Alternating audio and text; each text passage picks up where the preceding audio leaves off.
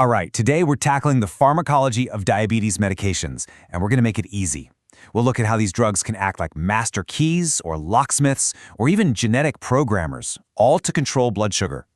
This is about one of the most common chronic diseases in the world. So let's get right into it. So everything really starts with energy. Our bodies are basically designed to run on glucose. It's a simple sugar. After you eat, your digestive system gets to work, breaks food down into glucose, and that glucose enters your bloodstream. But, and this is the important part, getting that fuel from the blood into our cells where it's actually needed, well, that requires a very precise system. So the big question is, what happens when that system breaks down? Well, that failure has a name: diabetes mellitus. At its core, it's a chronic condition defined by one major problem. There's just too much glucose hanging around in the blood. And this usually happens for one of two big reasons. Either the body isn't making enough of a really important hormone called insulin, or the body's cells are just starting to ignore the insulin that is being made. Now, the two types you hear about most are type 1 and type 2. In type 1, it's an autoimmune issue. The body's own immune system actually attacks and wipes out the cells in the pancreas that make insulin. So you end up with pretty much zero insulin production. Type 2 is different. The body's cells become resistant to insulin's effects, and then, over time, the pancreas just gets worn out and can't produce enough to keep up. Understanding this difference is absolutely crucial because it shapes the entire treatment plan. Okay, so before we can even talk about the drugs, we have to understand the body's natural glucose control system.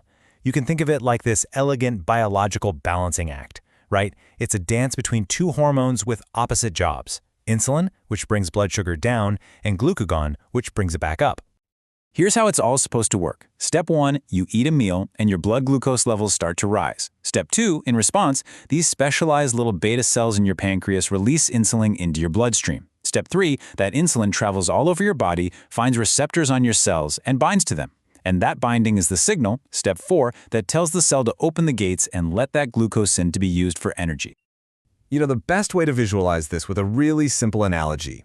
Think of insulin as the key and the cell's receptor as the lock. If there's no key, the door stays shut, and all that glucose is just trapped in the bloodstream, unable to get in where it's needed. This key and lock idea, it's fundamental. If you get this, you'll understand every single drug we're about to cover. But what happens if your blood sugar gets too low? Well, the body has a safety net for that. The pancreas has another type of cell, alpha cells, and they release glucagon. Glucagon heads straight for the liver with one simple message: release your stored glucose, which is called glycogen, and put it back into the bloodstream. It's the perfect counterweight to insulin, making sure your energy levels never crash. Okay, now that we've got the normal system down, let's get into the first class of solutions: injectable agents. These are drugs that are basically designed to either replace or mimic the hormones that are missing or just not working right in diabetes. The most obvious treatment, of course, is just replacing the missing insulin, but it's not a one-size-fits-all kind of thing. Scientists have engineered different versions, what we call analogs, that mimic the body's natural rhythms. You have rapid-acting insulins that you take with meals to cover the sugar from food. You have intermediate ones to cover the time between meals, and then you have long-acting insulins that provide a steady, background level of insulin all day long. Being able to mix and match these different profiles is really the cornerstone of modern insulin therapy. But it's not just about insulin. There are other injectable drugs that mimic some of the body's other helpful hormones. For instance, Amylin mimetics copy a hormone that works alongside insulin. It helps by slowing down digestion and making you feel full, which prevents those big sugar spikes right after you eat. And then you have Incretin Mimetics. These are really interesting.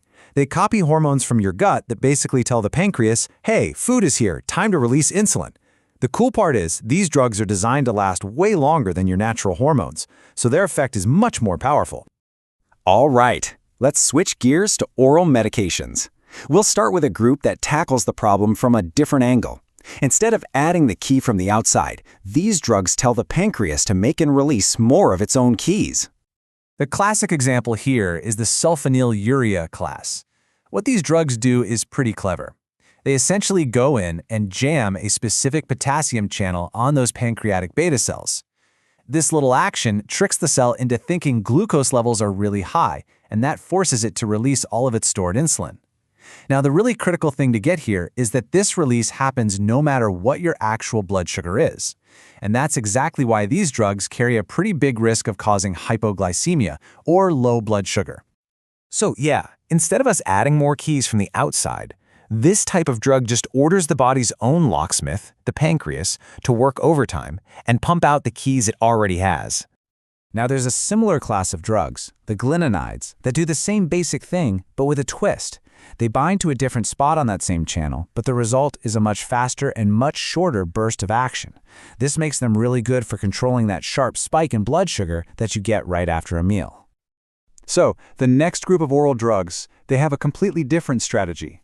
They don't try to increase the number of keys at all. Nope. Their whole job is to make the locks on the cells work better, to improve the body's sensitivity to the insulin that's already there.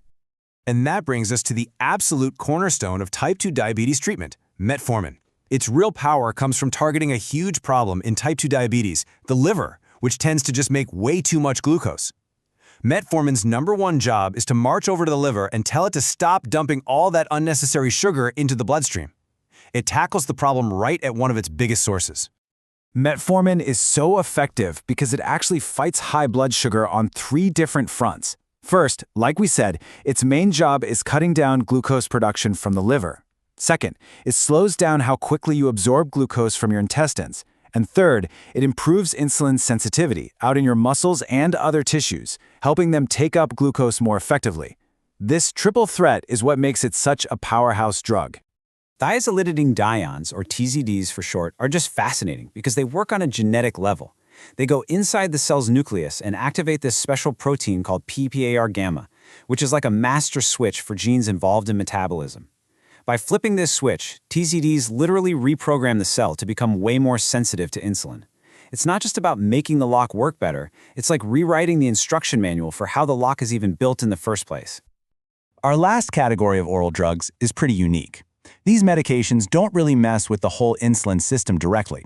Instead, their job is to physically block glucose from either being absorbed at the beginning of its journey or reabsorbed at the very end. SGLT-2 inhibitors have a brilliantly simple strategy. If there's too much sugar in the blood, just get rid of it. They work in the kidneys. See, your kidneys filter glucose out, but then they usually reabsorb most of it back into the blood. These drugs block that reabsorption process. The result? It's really straightforward. The excess glucose just gets flushed right out of the body in your urine. And then we have the Alpha-Glucosidase Inhibitors, which work at the complete other end of the system, in your gut. They block an enzyme in your intestine that's responsible for breaking down complex carbs into simple sugars. By slowing that whole process down, they delay how quickly glucose gets absorbed, which helps prevent those really sharp post-meal spikes in blood sugar.